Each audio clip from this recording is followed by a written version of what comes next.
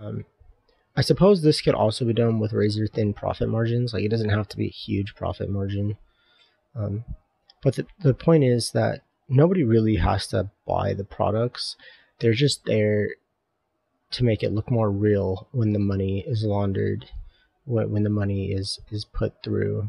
And then you also want to think about like tips or anything else. Um, from what I researched, the products can actually just easily be disposed of. They don't have to actually use the products. Um, there are also criminal non-profit fronts that are based on donations, um, which they wouldn't even pay taxes. And as long as there seems to be enough charity work being done, then they pretty much pocket the cash. I was reading about specifically a lot of people were mentioning churches because they take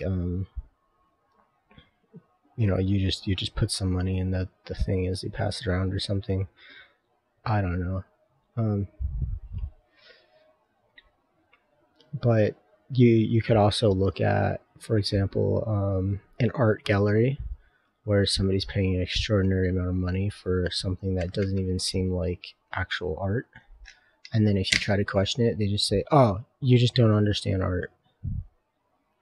But then you also want to think about you hear a lot about barber shops being fronts, but you want to think about pretty much any hole in the wall shop. Is that the expression, hole in the wall? Pretty much any shop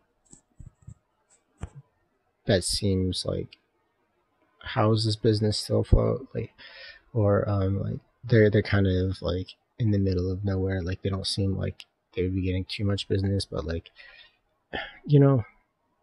Anyway, um, so there's a lot of shell companies, and there's actually a lot of pretend Fortune 500s, especially in Delaware. Apparently, um, these end up being the fronts, not just for money laundering, not just for making dirty money look like clean money, but also for trafficking the goods as well to some degree.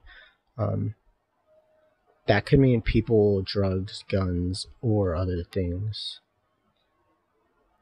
So that's the criminal organizations, but there are also spy organizations or spy fronts.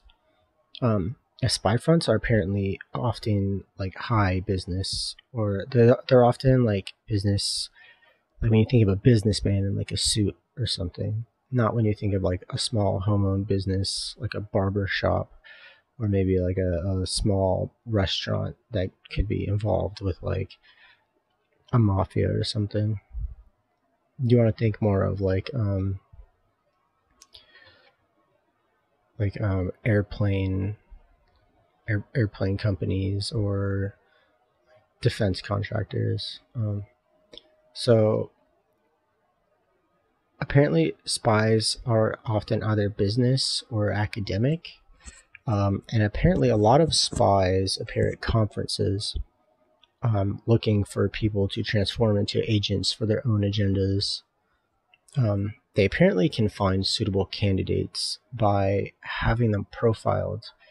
Like they go to a conference and they see someone they think they might be a good choice, and then they have them profiled, and then they approach them about spying or something at the event.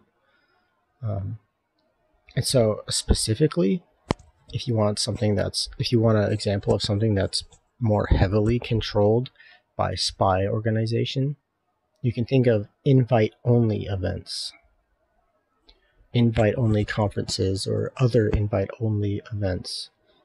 Because you got to think of, why are they inviting these people? Apparently the feds, they can pull strings. They can have specific people invited and specific people not invited as well. Although, just because something's invite only doesn't always mean that it's spy related. But it does just, but also because if it's not spy related, that doesn't always mean that it's not criminal either.